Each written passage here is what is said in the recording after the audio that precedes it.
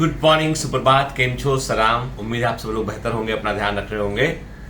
आप में से कई सारे लोगों ने कहा कि सर थोड़ा सा अब हमको है ना, आपने बहुत सारी स्टोरी सुना दी है, इवन इतनी कहानियां सुना दी हैं कि अब नई कहानी भी नहीं मिलती। कोई भी कहानी अब गूगल कर लो, पता कर लो, ऑलमोस्ट सारी कहानियां हम जो है वो मोटिवेशन सेशन में लास्ट ईयर, इस साल बहुत सारी स्टोरीज हम सुन चुके हैं। तो क्यों ना हम जो है साइंटिस्ट की कहानियां सुने हम।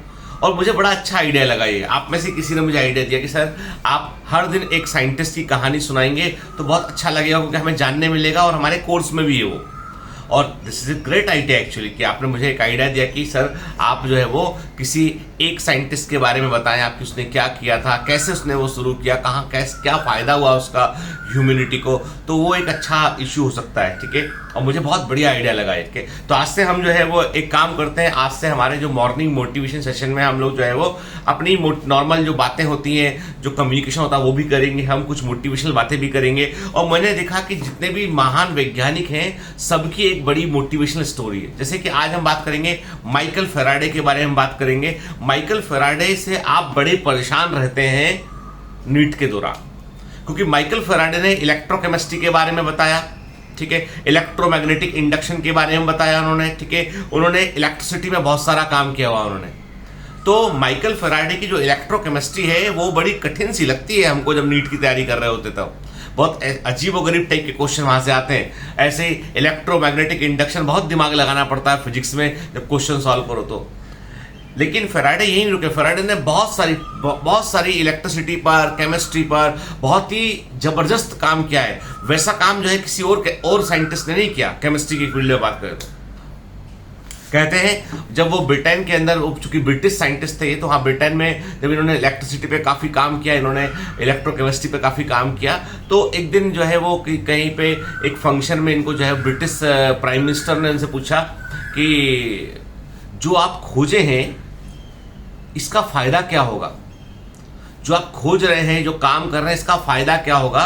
तो माइकल फैराडे ने 2 लाइनें कही थी। उन्होंने कहा था, नंबर 1, ब्रिटिश एम्पायर मुझे याद रखेगा, नंबर 2, आपको टैक्स मिलेगा।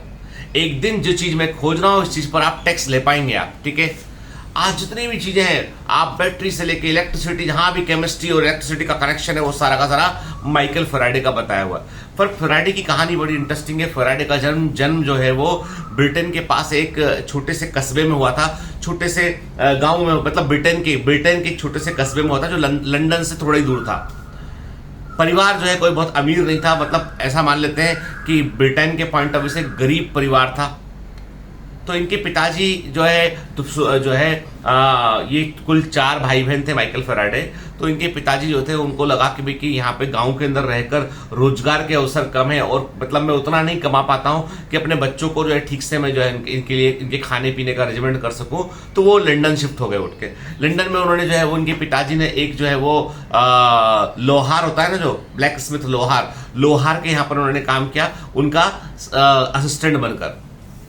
जो लोहे का सामान बना करता था उस जमाने में काफी सारा, वहां उन्होंने काम किया असिस्टेंट बनके। तो वहां से इतना पैसा मिल जाया करता था कि अपने बच्चों को वो खाना वाना खिला सके, उनको ठीक से वो रख सके। लेकिन तब भी एजुकेशन के लिए जो है वो, मतलब बिल्कुल जो बेसिक स्कूलिंग होती है वही वो बच्चों को करा पाए। उस जमाने में भी ब्रिटेन में और यूएसए के अंदर जो है, उस जमाने के अंदर भी जो है वो जो हायर एजुकेशन है, जो कॉलेज की एजुकेशन है, हायर एजुकेशन है, वो काफी महंगी थी। हर किसी के बस की बात नहीं थी। केवल जो है वो संभ्रांत परिवार के, अमीर परिवारों के बच्चे आगे पढ़ पाया करते थे। तो फैराडे के साथ भी वही हुआ, माइकल फैराडे के साथ भी हुआ। इनके पिताजी का नाम था जेम्स फैराडे। तो माइकल फैराडे के साथ भी ये हुआ कि ये भी बेसिक स्कूलिंग के ऊपर नहीं पढ़ पाए।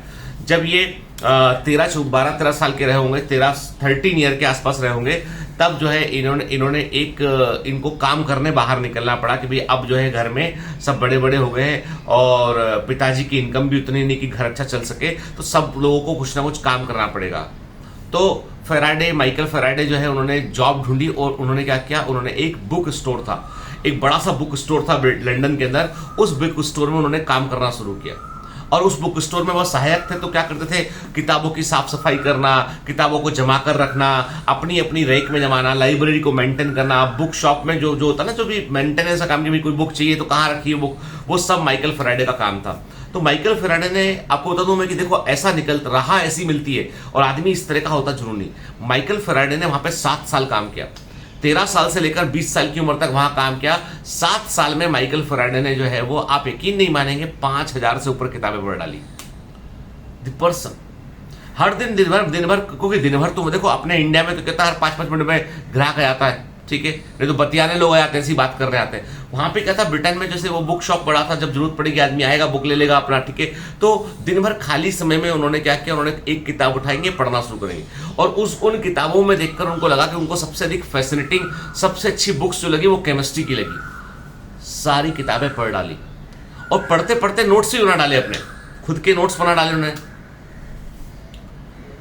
सोचो, एक आदमी बुक शॉप के अंदर किताब साफ करने के काम पर रखा गया है, और वो आदमी जो है वो 7 साल में जो है वो 5000 किताबें पढ़ डालता है, तमाम फिजिक्स की, केमिस्ट्री की और बेसिक साइंस की सब पढ़ डालता है, और उसको स्कूल एजुकेशन ही सिर्फ मिला हुआ है, वो कॉलेज गए ही नहीं, हो कभी कॉलेज ही नहीं गया वो आदमी। फिर 20 साल की उम्र में इनकी शॉप पर एक आदमी, जब ये 20 साल की उम्र पे होते हैं, 7 साल काम कर रहे होते हैं, तब इनकी शॉप पर एक व्यक्ति आते हैं और वो बोलते हैं कि भाई यहाँ पर एक बड़े ऐसी कुछ बात चलती है, और वो इनके नॉलेज से बड़े प्रभावित होते हैं। कुछ कम्युनिकेशन बुक चाहिए होती है, तो वो पूछता है कोई बुक के बारे में, ये बताते हैं, रिकमेंड करते हैं उसको बुक, तो वो बड़ा प्रभावित होता है कि यार तुमको तो बड़ा भारी नॉलेज है केमिस्ट्री का, तुम ऐसा क्यों नहीं करते हो कि भाई डेवी, उस जमाने में डेवी बहुत बड़े केमिस्ट्री के साइंटिस्ट थे, वो आने वाले हैं लंदन में, उनका एक लेक्चर लगने वाले हैं, 3 दिन लेक्चर चलेंगे उनके, मैं तुमको पास देता हूं उसके, तुम पास ले लो और तुम आके देखो डेवी का लेक्चर सुनो, मजा आएगा तुमको। अभी उस जमाने में क्या था कि बड़े बड़े ऑडिटोरियम में बड़े बड़े साइंटिस्ट आया करते थे, अपना लेक्चर डिलीवर करते थे, और लोग सुनने जाया करते थे, बड़े इंटेलेक्चुअल वर्ग के लोग। तो डेवी के का जो ऑडिटोरियम में जहां पर लेक्चर होने वाला था 3 दिन के लिए, तो इनको, अब देखिए किस्मत कैसे और काम कैसे होता है। माइकल फैराडे को पास मिल गया कि 3 दिन जो है शाम को जाके तुमको लेक्चर सुनना है, दिन भर लेक्चर चलेगा। तो 3 दिन उन्होंने अपने मालिक से बोला कि भाई कि मैं 3 दिन नहीं आ पाऊंगा, और जो है मालिक ने बोला भैया देखो 3 दिन नहीं आ पाओगे, 3 दिन की सैलरी कटेगी, और हम किसी और को भी काम पे रख सकते हैं। तो उन्होंने कहा कि मैं ठीक है, मैं 3 दिन नहीं आ पाऊंगा, मुझे डेवी का लेक्चर सुनना, मुझे पास पास मिला और ये बड़ा वर्थफुल पास है, ठीक है। तो ठीक है, अब ये 3 दिन चले गए, डेवी का पूरा लेक्चर सुना, सुबह से लेकर शाम तक चलता रहा उनका लेक्चर, क्लासरूम जो भी था उनका, ठीक है। और उसमें अब जब 3 दिन पूरे हो गए, तो इन्होंने डेवी को जो है वो एक पत्र लिखा, और साथ में इन्होंने जो है वो 300 पेज के नोट्स जो इन्होंने बनाए थे क्लास के दौरान। एंड डेवी ने जब लेक्चर शुरू किया और जहां लेक्चर खत्म किया 3 दिन के अंदर, 3 दिन लगातार क्लास चली, सुबह से शाम तक, और डेवी ने जहां शुरुआत की और जहां खत्म किया, वहां तक का पूरा जो है वो लेक्चर के नोट्स बना के, और बहुत ही सिस्टमेटिक तरीके से पॉइंट वाइज नोट्स बना के इन्होंने डेवी को भेजा कि ये आपने पढ़ाया है, ये आपकी क्लासरूम का कंटेंट है, और ये मैं आपको समर्पित करना चाहता हूं। डेवी ने नोट्स देखे कि इतना अच्छा तो नोट्स मेरा खुद का नहीं है ओरिजिनल, जो मैं पढ़ाने आया हूं, इतना अच्छे से इसको एक्सप्लेन किया, इतने अच्छे डायग्राम्स बना के बताया इसको उन्होंने। तो डेवी को तो बड़े प्रभावित हुए। डेवी ने फिर पत्र का जवाब दिया, उन्होंने कहा कि भाई तुम मुझसे मिलना, मैं लंदन आऊंगा अगले वीक में, तुम मुझसे मिलना। ये डेवी से मिलने पहुंचे। डेवी बड़े प्रभावित हुए कि तुमको तो बड़ा नॉलेज है यार, तुमने तो बड़ा अच्छा ना काम किया। थोड़ी बातें हुई, ये अपने घर चले गए, डेवी अपने होटल में रुक गए। अब डेवी को नेक्स्ट डे कहीं पर जो है कोई एक्सपेरिमेंट के लिए जाना था, और जब वो एक्सपेरिमेंट के लिए गए डेवी, तो वहां पर क्या हुआ, एक ब्लास्ट हो गया, केमिकल मिलाते हैं, ब्लास्ट हुआ और डेवी की आंखें चली गई, ठीक है, ब्लाइंड हो गए। वो केमिकल आंख में लगा, आंखें ब्लाइंड हो गई, बुरा एक्सीडेंट था। अब डेवी को जो है वो काफी दिन तक जो है, अब साइंटिस्ट हैं, आंखें नहीं होंगी तो कैसे काम करेगा, ठीक है। तो डेवी ने कुछ दिन तक तो वो बड़े परेशान रहे।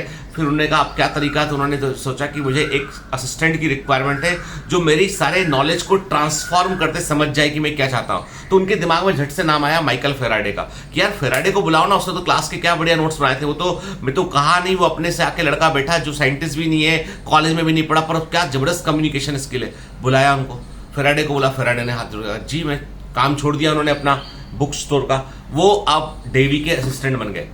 डेवी के साथ में डेवी एक्सपेरिमेंट करते, बताते कि ये केमिकल से ऐसा होता है ऐसा, और फेराडे एक्सपेरिमेंट करते और बताते कि ये हुआ इसमें, और नोट करते उसको।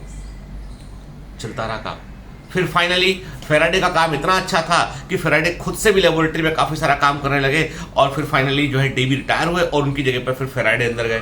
ठीक है, फेराडे जो है वो उन्होंने बहुत सारे प्रयोग कर डाले, बहुत जबरदस्त। जब वैज्ञानिक जहां सोच नहीं पा रहे थे उसके आगे सोचना शुरू किया उन्होंने, ऐसे केमिकल्स कंपोजिशन को तैयार किया उन्होंने जो माइलस्टोन बन गए केमिस्ट्री के अंदर, और ऐसे बने फेराडे, माइकल फेराडे। अब आप बताओ हमारा तुम्हारा संघर्ष क्या है इसके सामने? किताब की दुकान पे किताब पहुंचने का काम, किताबें पढ़ डाली, एक आदमी मिला, लेक्चर सुना, नोट्स बना के उससे मिले। सोचो यदि वो कोई भी एक स्टेप मिसिंग होता तो क्या माइकल फेराडे तुम्हारे कोर्स में होते? अब खुश मत होना ज्यादा कि नहीं होते तो अच्छा होता। अरे भाई जो खोजा वो उसका बड़ा इंपॉर्टेंस है, समझ गए ना? संघर्ष जो है वो तुमको घिस घर्षण, संघर्ष का मतलब है कि साथ में मिलके घर्षण होता है तो ही चमक निकलती है। ठीक है, सफलता चकमक पत्थर को टकराने के समान है। समझते हो, दो स्टोन होते हैं, टकराते चिंगारी निकलती है, ऐसी होती सक्सेस। ठीक है, कि आप टकराते हैं, आपस में रगड़ होती है, उससे आग लगती है, उससे ही जुनून पैदा होता है, उससे ही जीत मिलती है। Have a great day, all the best, bye bye.